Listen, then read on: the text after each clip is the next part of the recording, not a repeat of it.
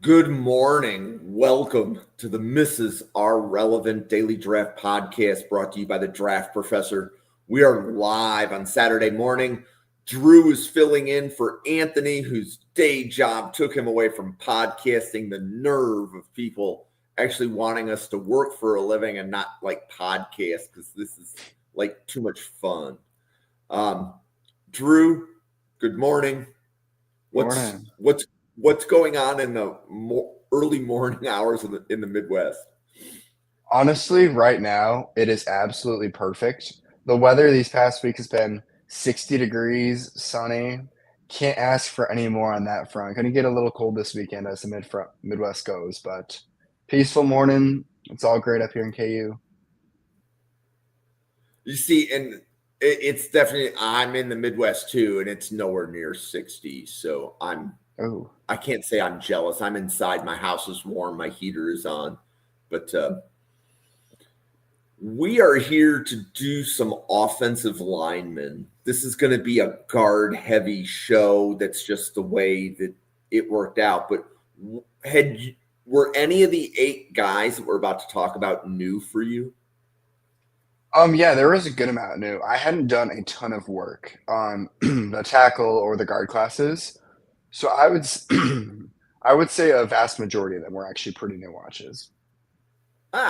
Okay. Well, we are going to discuss Logan Taylor from Boston College, Cam Dewberry from Alabama, J.C. Davis from Illinois, Kage Casey from Boise State, Cayden Green from Missouri, Bo Stevens from Iowa, Trey Zuhn from Texas A&M, and then Drew Shelton from Penn State. And there's 2 offensive line podcasts, right? We do Tuesday nights, we do Saturday mornings. Both are covering relatively the same players, but in a vastly different order. But this podcast specifically will be the first time that Logan Taylor, Cam Dewberry, Kage Casey, Bo Stevens, and Trey Zuhn are covered. And I know that from talking with Drew pre-show, he has some different opinions on some of the players already covered. But we're going to start with Logan Taylor. PFF has him listed as a guard. When people see 6'7" measurements, they might think tackle. So, Drew, Logan Taylor, tackle, guard, what did you see and what did you like? So he plays primarily tackle for Boston College. And for the guard tackle debate, on his size, if you asked me a couple of years ago, I would say he really can't be a guard. He's got to be a tackle with that size. But Mekhi Becton going into the NFL, converting to a guard and playing amazing shows that 6'7", 312 plus pound people can still play guard. So I think that's definitely an avenue for him. He's huge, a little bit light still, but that's fine. He's very versatile. This is why PFF has him listed, is because just this year alone, he started games at left tackle, right guard, and right tackle. So he will play everywhere across the offensive line. He's got extremely long arms. For his size, he's got pretty good lateral quickness as well. He's got good hand placement. He needs to improve his pad level, but you're going to get that. I feel like that's the same knock we have on every huge player, but he needs to see that consistently. We would like to see his technique improve. He still relies a lot on his power, and his technique is still questionable at times. His hand placement can be a little bit off consistently. Most of the time it's good, but there are times where he can just miss. And one of the major questions is, can he defend against top-tier talent? When he's struggled this year, it's been against the top-tier talent, NFL draft potential talent. And when it's not, he's looked pretty dominant. So Logan Taylor, a team's going to, I think I'm having him as day 3 with some developmental upside. But a team can really look at him, if they can see, we can play him at a wide variety of spots. We can either draft him and try to develop him in one spot, or I remember the Saints had James Hurst. I don't know if people will know that name, but he's out of North Carolina, probably about 10 years ago. But he was this one player who could play every single position on the offensive line, maybe except center. So could play 4 positions like Logan Taylor. And he was invaluable to their success because he was so versatile. So he'll need to develop, but I could eventually see Taylor playing kind of that role. So you definitely have a draftable grade on Taylor. Yeah, I think just with his upside, size, and some of his lateral quickness, I do. Okay. It stays And great. and do you think that within a season or two he could be an NFL starter of It'll development? definitely take, I think, at least 2 seasons. He'll need to develop, but I could see him growing into it in the latter parts of his rookie contract. Okay. Okay, so another player that we on the channel haven't covered before is Cam Dewberry from Alabama, 6'4", 332, according to PFF. What else do you have? Yeah, I mean, he's got prototypical size for a guard. 6'4", 332 pounds, great mass, great frame. And this year he's been pretty good. 1 sack and 6 pressures allowed in 2025. The only sack was against Florida State in week 1, which you saw the entire offensive line struggle in that game. So after that, he's been rock solid and hasn't given up much. He's a transfer from Texas A&M, and he's extremely physical. You know, with the Texas A&M lineman or even transfer, they're gonna be physical. You see it year in and year out, and that remains true with Dewberry. You can play multiple positions on the interior. He's got experience at both guard spots, and in the run game, he's great. He can climb the second level. He's a mauler. He'll go and get after people, and that's where he shines as a run game mauler. But in the pass game, he needs to get more consistent. He's played well this year, but there are moments where you look at him and he's done amazing. He wipes off the opposing pass rush, anchors down, defends the bull rush. But then there are others where he just gets beaten right off the snap, and you just want to see that improve. So his consistency is going to need a lot of work. And I think that's a lot because of his lack of foot speed and agility. He's not the most agile guard, and he can't mirror as well as you'd want, which isn't as big for a guard. But his kind of just lack of agility and foot speed can cause him to lose sometimes. But I still have him as a late day 3 pick just with his upside as a run defender or a run blocker. So focus on defensive line. So, draftable grade, do you see him as an NFL starter within 1 or 2 seasons of being drafted? Um, Depends on if you're on the Texans, then anyone can start there right now. But I think he still needs That's to grow a fair. lot. Hey, that's fair. If they can get a fifth or a sixth round guard to start in the Texans, Yeah, they'll um, start we there. can start But I mocking think Duke. I think he still needs to prove a lot as a pass protector to for a team to feel comfortable putting him in the starting lineup. But I could definitely see him eventually reaching it. So the next player, J.C. Davis from Illinois, he plays tackle at Illinois. Most of the time that we talk about him, people say he should move inside. What did you think of J.C. Davis as a tackle and as an offensive line prospect? Yeah, I'm the same group as all of them. He plays left tackle right now, but I'm also going to project him to guard. He he's got great size, but as a run blocker, he is scary when he goes downhill. He will climb to the second level and just level a linebacker or a safety or whoever he's going up against. He can move defenders in the run game, doesn't matter the size. He'll take a defensive tackle, completely eliminate them from the play. In the pass protection, he's got a great anchor. It's very tough for a power rusher to get past him. He can settle down, put his foot back, and just become immovable. It's extremely aggressive. You can see that in the run game. Sometimes can get a little bit over aggressive, where he full out shoots for a block and kind of misses it. But you like to see that aggressiveness. I mean, look at his face mask.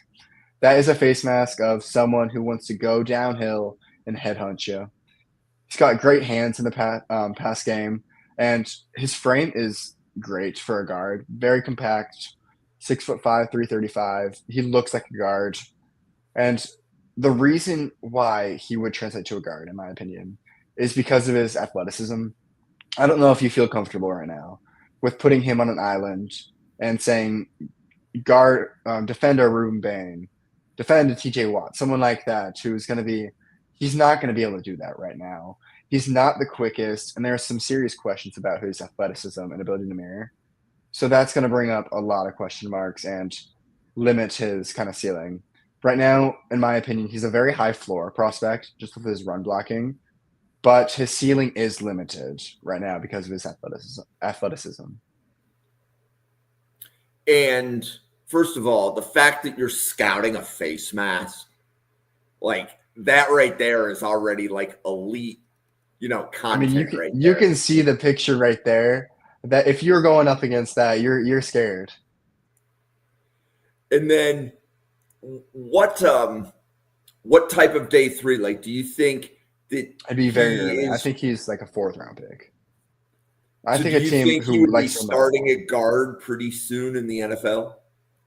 I could see him doing that. Yeah, I could see him as a starting guard pretty quickly in the NFL. I mean, as I said, questions about his athleticism that he needs to grow, but just with his run blocking prowess, the team's gonna like him. Okay. So first time we have covered Kage Casey from Boise State during the scouting report cycle here. And he's listed as a tackle. I think people will talk about Kage Casey as a guard, but what do you think, Drew?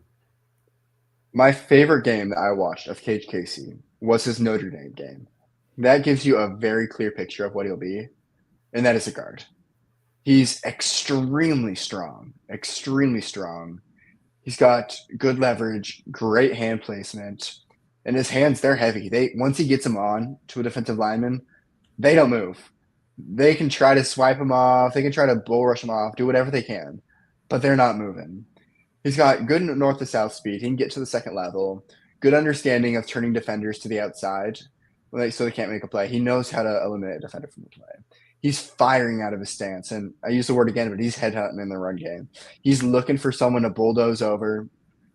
He looks to reach the second level, and he just excels if he can get a hand on the defender. But that's the thing, is the reason why he's not going to be a left tackle is because he's just not going to be able to be left on an island. Even in that Notre Dame game, it seemed every time he was left on an island against a rusher without being chipped, they were getting past him, getting to the quarterback. He doesn't have great lateral agility. He can have issues locating someone to block. He's very stiff, so someone can beat him around the edge pretty easily because he doesn't get out of his stance fast enough and doesn't have the flexibility to stay with them. And then he just struggles against those finesse, athletic, or fundamentally sound rushers when left on an island. He's great in when they go inside, and he can defend double team very well. But he just can't be on an island, especially against top-tier competition. I think he projects as a great guard. I think he'll be a very good guard in the NFL, but I just don't see him as a tackle. Okay, and then how early or late do you think he would go? I think he'll be a day 2 guard. Day 2 guard, nice. Yeah. So you're projecting. So when you say day 2 guard, does that mean that you think he is starting as a rookie?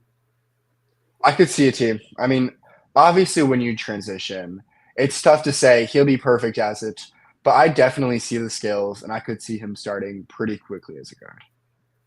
Okay. So you and I were talking about Cayden Green pre-show, and I know Jerry Ostrowski, when we covered Cayden Green, had some choice things to say.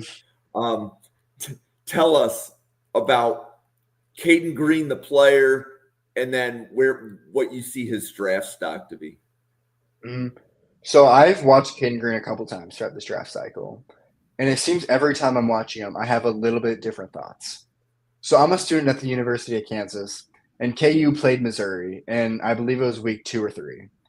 And for the student newspaper at KU, which I write for, I was writing an article where I went to the film and watched a lot of the players to see where KU could win.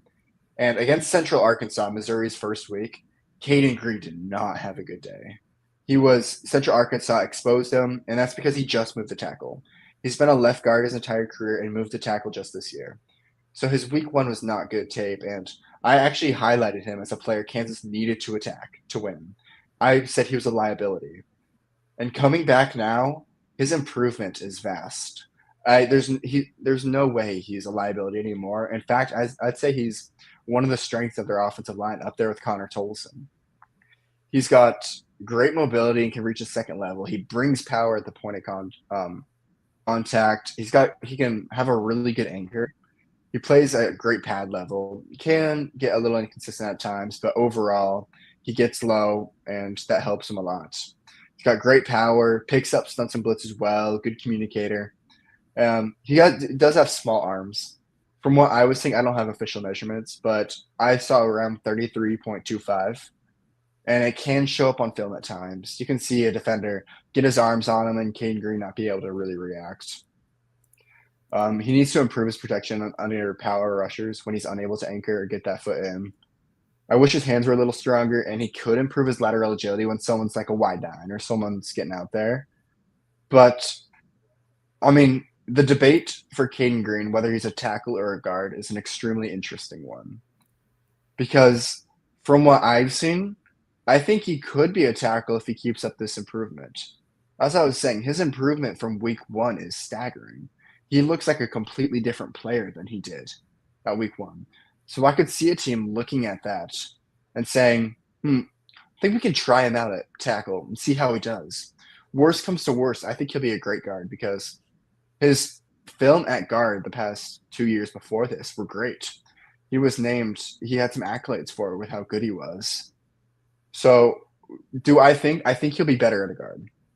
I still think that's his primary role and that's what he'd be best at. But with his improvement this year, I could see a team wanting to try him out at tackle. And then do you think Cayden Green, 2026 draft, 2027 draft, what's your assessment or recommendation? I mean, this is a very tough one to say. Right now, like, a lot depends on the end of the season. I project him going back right now. I don't think he'll go out. But if he has a great end to the season, puts out some great tape for Missouri, I don't know if he'll make a run because Pribula's out. But if he himself protects, I don't know who their backup is, protects him and looks good, I could see him striking while the iron's hot and going to the NFL. But I project him going back. Okay. Okay, the last interior offensive lineman, relatively new name. With all of the game previews we did, nobody mentioned Bo Stevens. During summer scouting, nobody mentioned Bo Stevens. But now we're in the middle of the season. Everybody's talking about Bo Stevens from Iowa, the guard. Drew, tell us why everybody's talking about Bo Stevens right now. Yeah, when I saw the list of players to scout, I didn't even notice Bo Stevens at first. His name didn't jump out to me because I didn't know who he was. And then looking him up, doing research on him, this guy can play. This year, he has 0 sacks and only allowed 1 pressure. He's got take PFF grades as you will, but he's got a 92.3 pass blocking grade, which is elite. It's simply elite. He's got a great frame. I have him at 6'5", 315, so a little bit different. I'm guessing your measurables are more. But, I mean, he's a prototypical Iowa offensive lineman. He's an absolute mauler. I mean, you've seen it year in and year out. Iowa struggles to throw the ball, but man, can they run it. And they can block for it well, and Bo Stevens is the big reason why. He can climb to the next level. He's got great strength.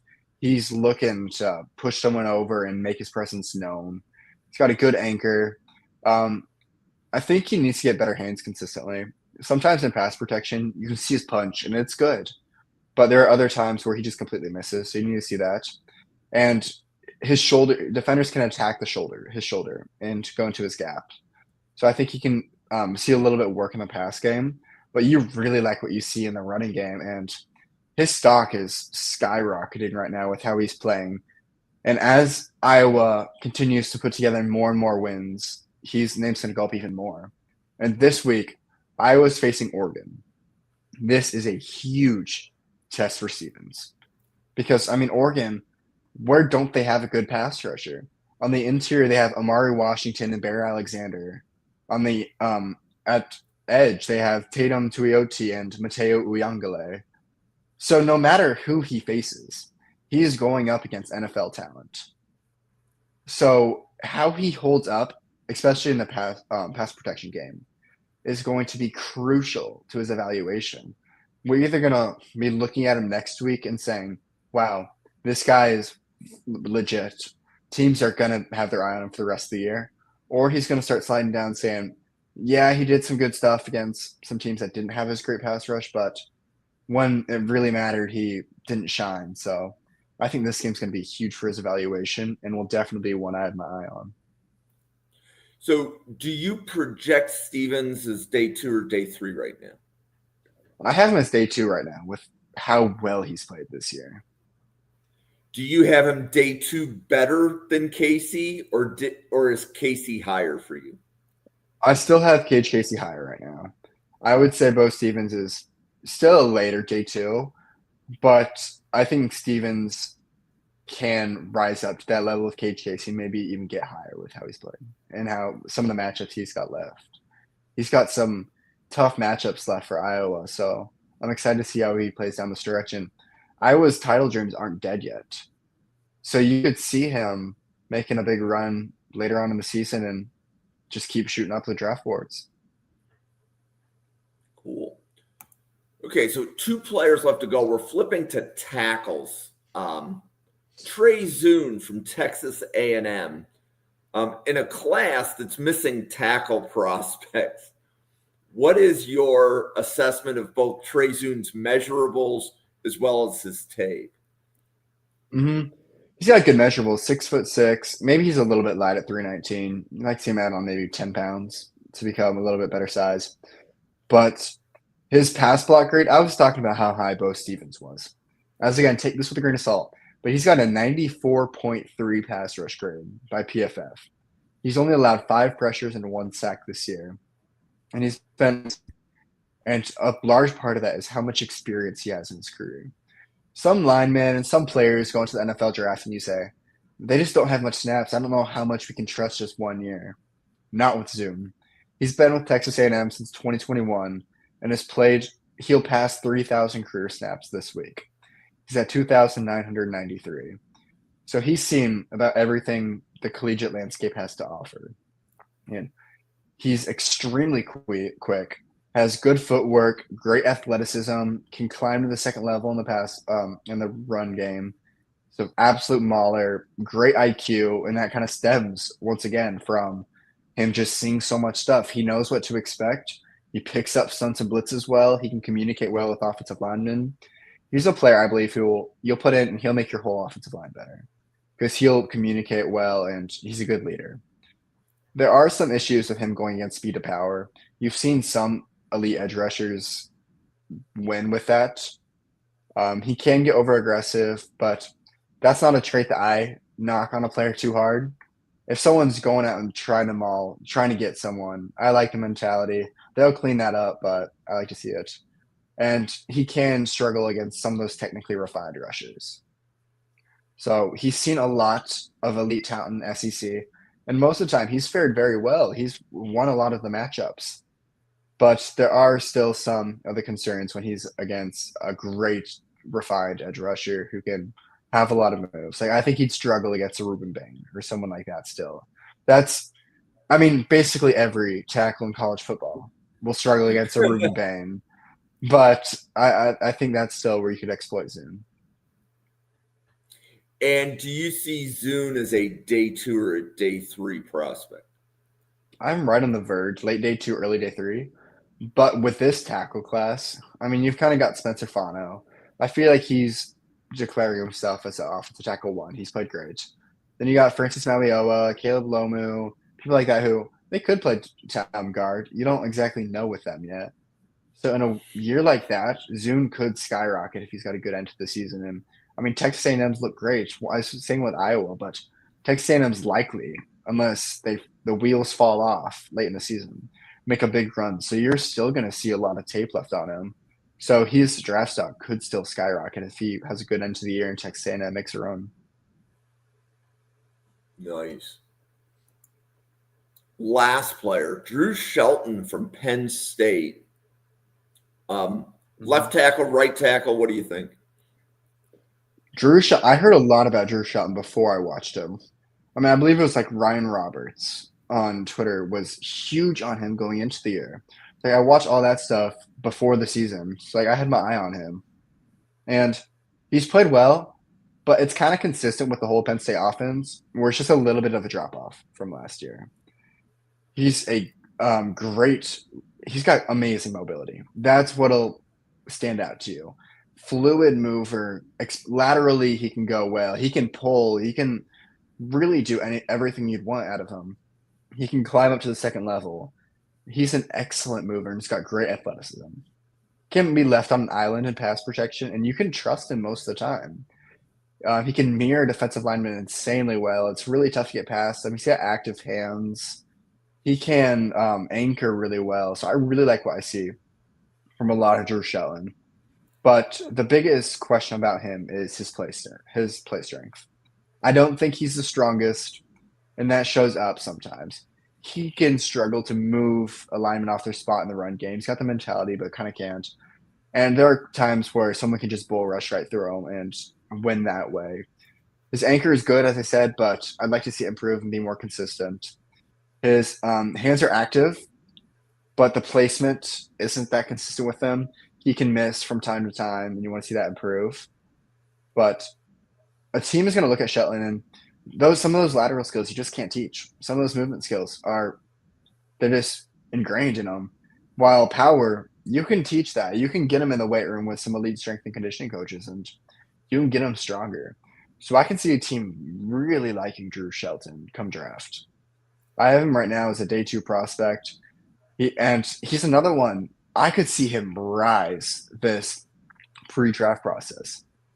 He goes to the Senior Bowl and has a great showing there. I could see him rising up to round 1. I'm not there on him right now. I'm still on a day 2, but as I was saying, in this tackle class, it's still pretty open, and Shelton can make his name known. Yeah, and I think Anthony Russo had Shelton as a top 5 tackle coming out of the summer. So I've seen that a couple times. He had a ton of hype. I mean, the whole Penn State team did coming into the year. And I still think he's played well. As I said, there's a little bit of drop-off, but not substantial. I think that's just the Penn State system. But I feel like his name has kind of been falling just because everyone on Penn State's name is falling. You haven't heard about a player really except maybe their guard stay at the same draft spot he was heading into the year. So I think it could kind of just be his name being related with Penn State, but we'll see. I think his name could be a rise in the pre-draft process. Yeah, I think Vega Ione he's gets nice. drafted before Shelton. I would agree with that. I think your grade on Shelton is very accurate. Mm-hmm. Teams are going to be desperate for tackles. Teams are going to be very desperate for tackles. Yeah, so like for example, if I'm a Cincinnati Bengal, I would take Vega round 1 as a guard, and then pick like between Shelton and Zuhn as a tackle in round 2, as opposed to reaching for the tackle high if there isn't one there. Yeah. Take the prospect that you know fixes one of your offensive line positions in round 1, and then take a project or a more developmental player for offensive tackle in round 2. But that's the Jim Wickens theory of team building. And there's a reason I have a podcast and NFL teams haven't hired me yet. So, yes. So Drew, it's good to see you on a Saturday morning. We're going to see you again tomorrow morning, right? Yep. Yeah. 9 a.m. So, do you want to let everybody know about your Saints podcast and the other podcasts that you do?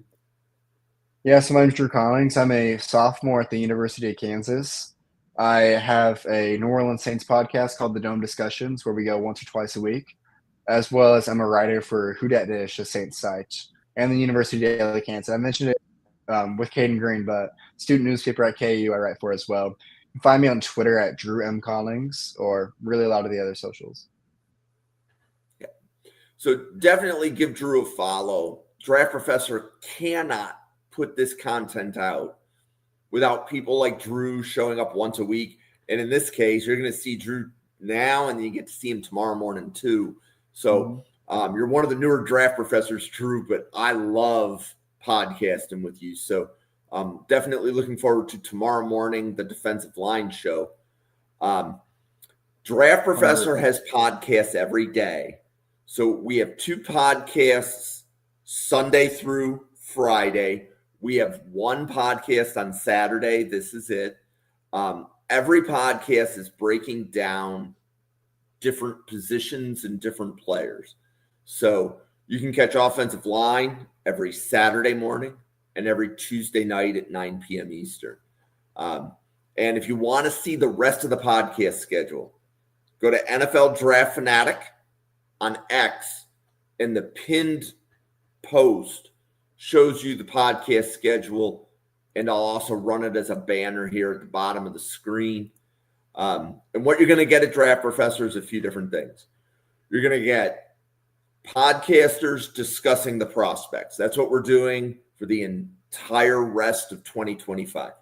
Every podcast is breaking down a specific position. Starting in January, every Friday, we will have a live mock draft. So that's usually our mock drafts are 32 people picking for 32 teams. And if you want to pick for your team, again, go to @NFL Draft Fanatic, follow on X, and when you see the tweet that says sign up for a mock draft, you have to respond to the tweet because it's first come, first serve with most of the mock drafts. So, if you want, like Drew can pick for the Saints, I can pick for Buffalo, etc. And you can start to see what positions or players other teams are targeting in the draft. The mock drafts at Draft Professor are like no other mock drafts you will see on any other podcast. We have 32 people picking for 32 teams, many of which are the podcasters that you see on the different podcasts throughout the week. But for that being said, it is the close. Oh, and we should also, before we close out, we got to talk about who we're going to cover next week. So next week, the offensive lineman, and we were going to cover J.C. Davis. Is today November 15th? It's 8th today. Yeah, so I get the entire group repeated. I got to go. Okay, so next week, it looks like it's going to be Fernando Carmona from Arkansas. It will be Najee Harris from Florida, Austin Barber from Florida, Caleb Tiernan from Northwestern, Jennings Dunker from Iowa, Keelan Rutledge from Georgia Tech, Max Ihenacor from Arizona State, Jaden Roberts from Alabama, and Michael group. Morris from Georgia. It's a fun group. Yeah, so that should be. I've heard a lot of hype on Jennings Dunker. I'm excited. I'm excited to get some eyes on him. He was kind of popping off while I was watching Bo Stevens. So cool. So I'm looking to make sure. Yeah, so the admin who is scheduling the podcast duplicated a group, and I was wondering why we were like running out of podcasts. Like I'm like, we have more players than podcasts because I duplicated the list. I copied the group that you just did was also who was scheduled for next week. So that makes sense then. Yep. So every once in a while, the person running the show makes a mistake, and I'm human. But for Drew, myself, the 110 people at the Draft Professor, thank you so much for tuning in. Enjoy your weekend and enjoy a great day of college football, everybody. We will see you on a podcast again tomorrow.